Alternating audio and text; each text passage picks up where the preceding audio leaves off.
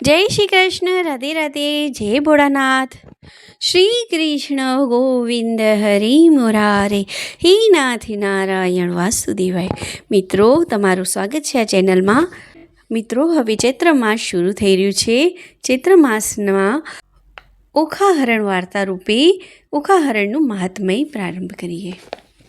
ઓખાહરણનું ખાસ કરીને ચૈત્ર મહિનામાં મહત્વ વધારે હોય છે, કારણ કે જ્યારે ઓખાને પાર્વતીજીએ શ્રાપ આપેલ કે તું મીઠામાં ઓગળી જઈશ અને દૈત્યને ત્યાં બીજા અવતારમાં પુત્રી રૂપે જન્મ ધારણ કરીશ।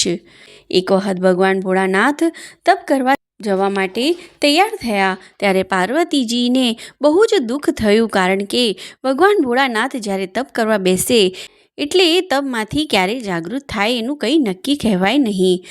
વર્ષોના વર્ષો વીતી જાય। આથી પાર્વતીજીને દુઃખ એટલા માટે થયું કે ભોળાનાથ વિના દિવસો કેવી રીતે પસાર કરવા। ઘરમાં બીજું કોઈ હોય નહીં, વાતો કોની સાથે કરવી। આથી પાર્વતીજીએ ભોળાનાથને કહ્યું કે તમે તપ કરવા જાઓ એમાં મને કંઈ વાંધો નથી, પણ મારા દિવસો હસી ખુશીમાં પસાર થાય એવું મને કંઈક આપતા જાઓ। તો હે ભોળાનાથ શંભુ, મને પુત્ર થાય એવું કોઈ વરદાન આપો, જેથી એના લાલન પાલનમાં મારો સમય પસાર થઈ જાય અને મને તમારી મદદ આવે નહીં। મહાદેવજીએ પાર્વતીજીની વાત સાંભળીને કહ્યું કે ઠીક છે દેવી, તમે તમારી ઈચ્છા શક્તિથી 2 બાળકો ઉત્પન્ન કરજો, જેથી તમારું એકલાપણું મટી જશે।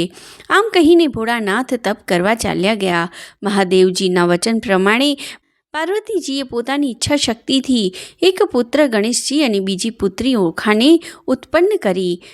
જમણી કુખેથી ગણેશજી અને ડાબી કુખેથી ઓખાને પ્રગટ કરી। આમ ઘણો સમય પસાર થયો। એકવાર નારદજી ફરતા ફરતા ત્યાં આવી ચડ્યા। જોયું તો આંગણામાં 2 બાળકો રમે છે। નારદજી તો સીધા ભોળાનાથ પાસે ગયા અને એમને તપમાંથી જાગૃત કર્યા અને કહ્યું કે હે ભોળાનાથ, તમે તો અહીં તપ કરી રહ્યા છો અને ઘેર તો 2 બાળકો થયા છે। આટલું કહીને નારદજી ચાલ્યા ગયા। ભોળાનાથ તો પાર્વતીજીને આપેલું વચન ભૂલી જ ગયા હતા। આથી એકદમ ક્રોધમાં ઘર આવ્યા। બારણા આગળ ગણેશજી ઊભા છે। ઓખા થોડે દૂર રમી રહી હતી। ભોળાનાથને ઘરમાં જતા અટકાવે છે ગણેશજી।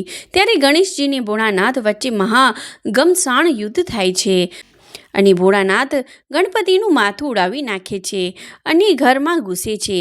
ત્યારે પાર્વતી સ્નાન કરીને તૈયાર થઈ રહ્યા હતા। ઓખા યુદ્ધ જોઈને મીઠાની કોઠી પાછળ સંતાઈ ગઈ। હા ભોળાનાથ, તમે આમ એકાએક અંદર કેમ આવ્યા? હું સ્નાન કરીને કપડાં બદલી રહી છું। છોકરાઓએ તમને રોક્યા નહીં? ભોળાનાથે ગુસ્સાથી કહ્યું, દેવી, છોકરા કોના છે અને તમે મારી ગેરહાજરીમાં આ શું કર્યું? પાર્વતીજીએ તરત જ કહ્યું કે સ્વામી, તમે જ કહ્યું હતું કે 2 સંતાનને ઉત્પન્ન કરજે। આથી મેં મારી ઈચ્છા શક્તિથી 2 બાળકોને ઉત્પન્ન કર્યા હતા। તમે અંદર આવી ગયા તો બાળકો ક્યાં છે? અને ભોળાનાથને પોતે આપેલ વચન યાદ આવે છે। ત્યારે પોતાના હાથે થયેલ અનર્થની વાત કરે છે। પાર્વતીજી વલોપાત કરે છે।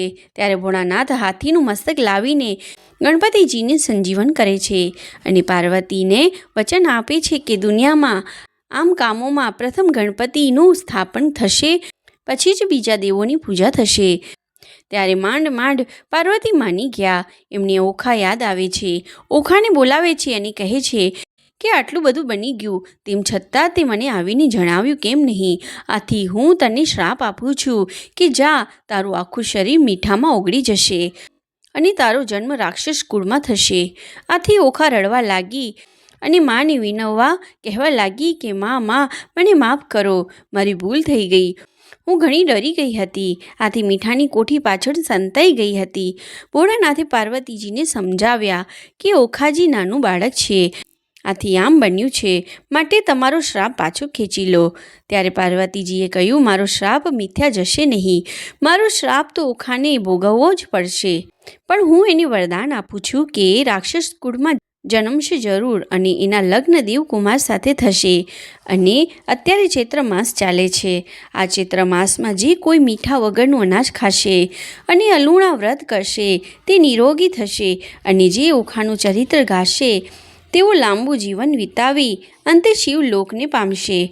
પછી તો માતાના શ્રાપને કારણે ઓખા મીઠામાં ઓગળી જાય છે અને બાણાસુર રાક્ષસને ત્યાં એનો જન્મ થાય છે। મોટી થતાં પ્રધાન પુત્રી ચિત્રલેખાની મદદથી ભગવાન શ્રી કૃષ્ણના પૌત્ર અનિરુદ્ધ સાથે એના લગ્ન થયા. આમ અનિરુદ્ધ સાથે આનંદથી જીવન વિતાવીને શિવલોકવાસી બન્યા. ચૈત્ર મહિનામાં જમવામાં મીઠું નહીં નાખીને ભોજન કરવાનું ઘણું મોટું મહાત્મય છે. એના પાપોનો સર્વનાશ થાય છે. અગર જે કોઈ ઓખાહરણનો આખો ચૈત્ર માસ પાઠ કરે યા વાંચન કરે તો અંતે મોક્ષ પ્રાપ્ત થાય છે અને ફરી પૃથ્વી પર જન્મ લેવો નથી પડતો. જય શ્રી કૃષ્ણ. રાધે રાધે. મિત્રો, આ ઓખાહરણનું મહાત્મ્ય અહીંયા પૂર્ણ થાય છે. હવેથી રોજ આપણે ઓખાહરણની કથાનો પ્રારંભ કરીશું, ખંડ 1 થી ખંડ 13 સુધી. જો તમે ચેનલ પર નવા હોય તો આ ચેનલને સબસ્ક્રાઈબ કરી દેજો, જેથી તમને આવી રીતે ઓખાહરણની કથાનું રસપાન આવી રીતે મળતું રહે. જય શ્રી કૃષ્ણ. રાધે રાધે.